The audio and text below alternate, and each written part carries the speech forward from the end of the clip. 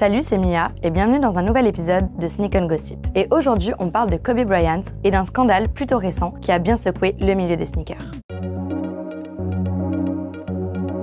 Alors que le contrat de Kobe Bryant se terminait le 13 avril 2021, soit 15 mois après sa mort, on croyait tous que Vanessa Bryant, la veuve de Kobe, et Nike allaient trouver un terrain d'entente. Nike continuait à vendre beaucoup de vêtements et chaussures à l'effigie de Kobe, et on parlait même de signer un contrat à vie afin de les vendre en plus grande quantité. Mais contre toute attente, Vanessa Bryant décide de mettre fin au contrat qui liait le joueur et la marque au swoosh, et donc de ne pas prolonger. Celle-ci aurait été déçue par les propositions, et Nike a d'ailleurs livré un message à la fois touchant et surprenant, car il paraissait un peu comme un règlement de compte. Le message disait que Nike et Kobe avaient eu certaines des plus belles baskets de l'histoire et qu'elle continuerait à se battre pour maintenir la hype autour de son mari. Et oui, car chez Nike, les sneakers de Kobe sont en général sold out en quelques minutes et elle espère provoquer le même engouement en fondant sa propre marque pour rendre hommage à son défunt mari. Elle ajoute ensuite qu'elle espérait vraiment forger un bon partenariat avec Nike, mais ce qu'il proposait ne reflétait pas l'héritage de son mari. Mais d'où vient vraiment la fin de son partenariat ?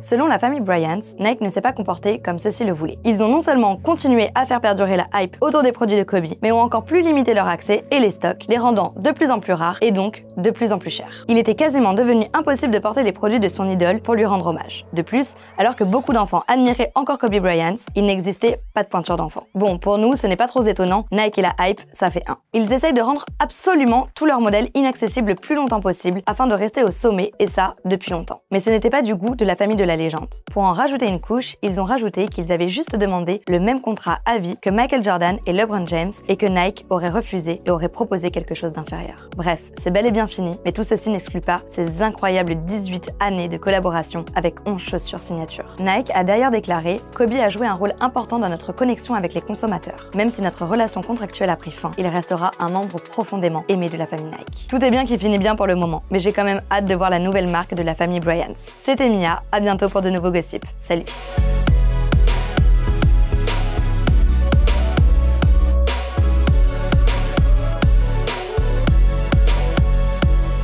Elle ajoute ensuite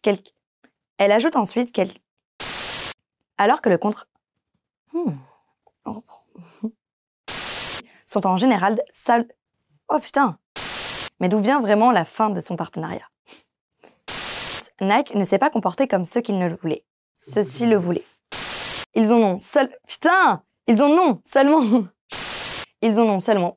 Putain, là c'est pas possible. Putain,